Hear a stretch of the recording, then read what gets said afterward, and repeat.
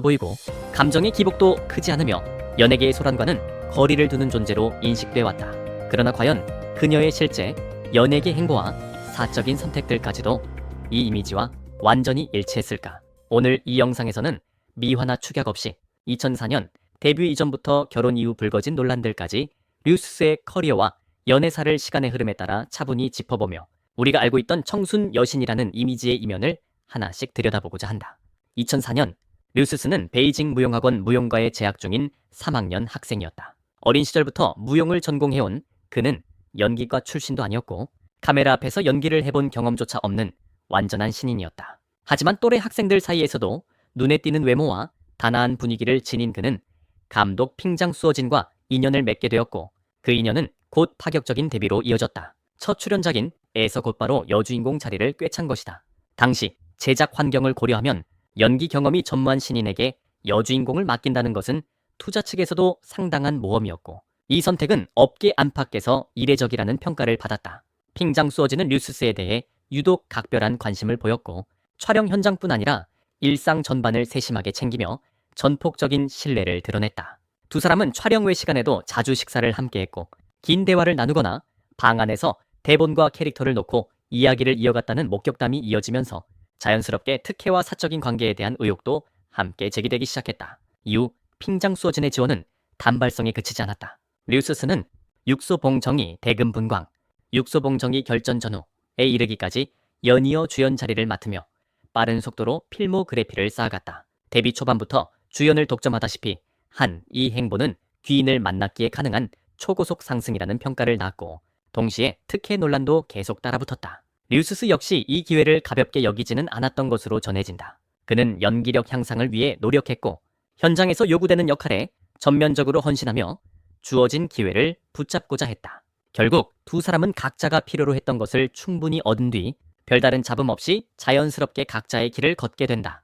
2006년 류스는 드라마에 출연하며 또 다른 전환점을 맞는다. 이 작품에서 호흡을 맞춘 상대 배우는 허룬동이었고 당시 류스는 이제 막 20살을 넘긴 19세의 신예였다. 젊고 생기 넘치는 모습의 류스는 촬영 현장에서 많은 관심을 받았고 허룬동 역시 첫눈에 호감을 느꼈다고 전해진다. 문제는 당시 허룬동이 이미 장나라와 가까운 관계를 유지하고 있었다는 점이었다. 그러나 류스를 만난 이후 허룬동은 마음이 흔들렸고 곧바로 적극적인 구애를 시작했다. 다만 연애의 과정은 순탄치 않았다. 촬영 기간 내내 류스의 어머니가 딸을 돌보기 위해 현장에 동행하고 있었기 때문이다. 노골적인 접근이 어려웠던 허룬동은 주변 친구들의 도움을 받았고 이후 팽위엔의 폭로에 따르면 친구들이 류스의 어머니를 잠시 다른 곳으로 유인해 두 사람만의 시간을 만들기도 했다고 한다. 그렇게 시작된 연애는 결국 어머니의 귀에 들어갔고 12살의 나이 차이와 상승세에 있던 딸의 커리어를 우려한 어머니의 강한 반대에 부딪혔다. 결국 두 사람은 작품 촬영이 끝난 뒤 각자의 길로 돌아서며 관계를 정리하게 된다. 2007년 류스는 단인영 씨와 전속 계약을 맺으며 본격적으로 회사의 전폭적인 지원을 받기 시작했다. 회사가 그에게 설정한 노선은 분명했다. 청순하고 온화하며 사생활에 잡음이 없는 청춘 옥녀 이미지였다. 실제로 이후 류스가 맡은 역할 대부분은 부드럽고 순결한 캐릭터에 집중돼 있었다. 그러나 잦은 촬영과 바쁜 일정 속에서 그는 정서적인 외로움을 느끼고 있었고 그 공백을 메워준 존재가 바로 회사 내부 인사였던 아룽기였다. 아룽은 류스보다 10살 연상으로 성숙하고 배려심이 깊었으며 요리에도 능해 세심하게 그를 챙겼다고 전해진다. 두 사람은 서로에게 빠르게 끌렸고 이후 약 2년 이상 비밀 연애를 이어갔다. 함께 보내는 시간 속에서 서로를 위로하고 의지했지만 류스의 인기가 점점 높아질수록 두 사람 사이의 거리도 함께 벌어졌다. 여기에 수입 격차와 어머니의 반대까지 더해지면서 이 관계 역시 결국 조용한 결별로 마무리되고 만다. 2009년에 접어들면서 류스의 이름은 작품보다도 인간관계, 특히 미묘한 감정선으로 더 자주 회자되기 시작했다. 그 중심에는 드라마이 있었다. 이 작품에서 류스는 후거, 원홍과 함께 출연했는데 촬영이 진행될수록 세 사람의 관계는 단순한 동료 이상이라는 소문이 퍼져나갔다. 후거와 원홍 모두 류스에게 호감을 드러냈고 이 감정은 숨겨지기보다는 비교적 노골적인 경쟁 구도로 발전했다. 현장과 방송 인터뷰, 각종 행사에서 두 사람은 각자의 방식으로 류스에게 접근했고 류스는 그 중심에서 미묘한 균형을 유지하는 듯한 모습을 보였다. 원홍에게는 여지를 남겨두며 곁에 두는 한편 후거와는 손을 잡고 다닐 정도로 연인에 가까운 밀착 행동을 이어갔다. 후거는 공개석상에서 류스스는 자신의 이상형이라고 말하며 호감을 숨기지 않았고, 원홍 역시 백지 같은 사람이라 지켜주고 싶다며 보호 본능에 가까운 감정을 드러냈다. 결국 이 삼각관계는 오래 유지되지 못했고, 시간이 흐르면서 원홍은 자연스럽게 멀어졌으며 류스스와 후거는 사실상 연인으로 인식될 정도의 분위기를 형성하게 된다. 그러나 2010년가 방송되며 전례 없는 데이트를 기록했을 무렵 대중이 기대했던 류스스와 후거의 관계는 이미 끝나 있었다. 작품은 성공했지만 두 사람은 각자의 길을 선택한 상태였고, 이후 후거는 양미와의 열애설에 휩싸이며 새로운 국면으로 접어든다. 한편 류스스는 재벌가 출신으로 알려진 장희펑과의 교제로 주목을 받았다. 장희펑은 연예계 주변을 자주 드나들던 부잣집 차제로 화려한 소비와 적극적인 구애로 류스스의 마음을 사로잡았다는 이야기가 돌았다. 두 사람의 관계는 빠르게 시작됐지만 그만큼 짧았다.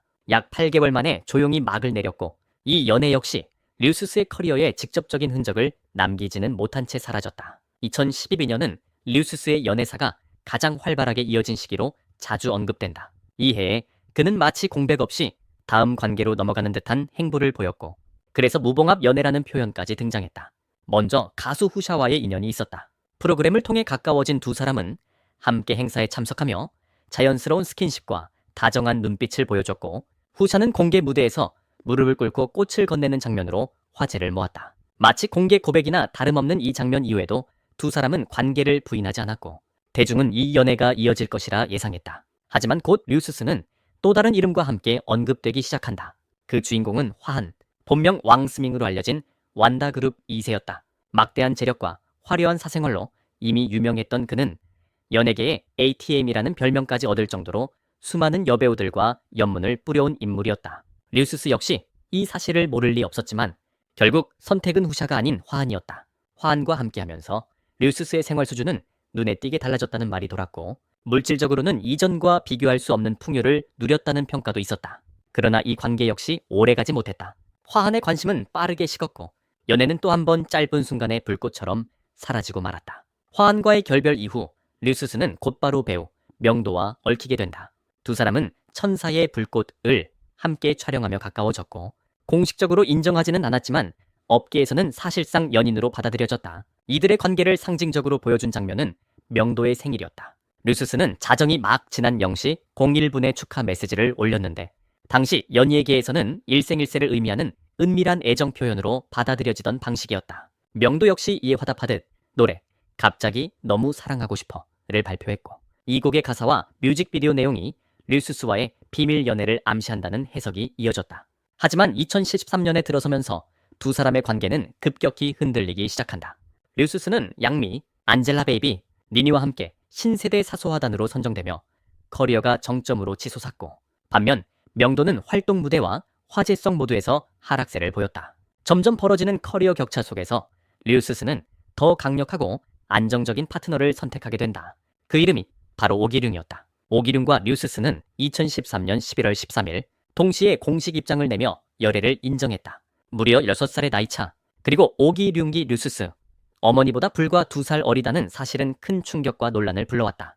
그럼에도 두 사람은 흔들리지 않았고 2015년 혼인신고를 마친 뒤 2016년 발리에서 성대한 결혼식을 올렸다. 오기룡은 오랜 연애 활동과 사업 투자로 이미 약 17억 위안에 달하는 자산을 보유한 것으로 알려졌고, 결혼 이후 류스스는 아들을 출산하며 활동을 대폭 줄이고 가정에 집중하는 모습을 보였다. 이렇게 류스스의 연애사는 오기룡과의 결혼을 기점으로 하나의 큰 마침표를 찍는 듯 보였지만 동시에 또 다른 논란의 시작점이 되기도 했다. 결혼 이후에 류스스를 둘러싼 분위기는 이전과는 사뭇 달라졌다. 한때 모범적인 부부, 안정적인 가정의 상징처럼 소비되던 두 사람에게 어느 순간부터 냉전설과 불화설이 끊임없이 따라붙기 시작한 것이다. 공식 석상에서 함께 모습을 드러내는 빈도가 줄어들고 서로의 일정이나 근황에 대해 언급을 아끼는 모습이 반복되면서 이미 오래전부터 관계가 소원해진 것 아니냐는 추측이 확산됐다.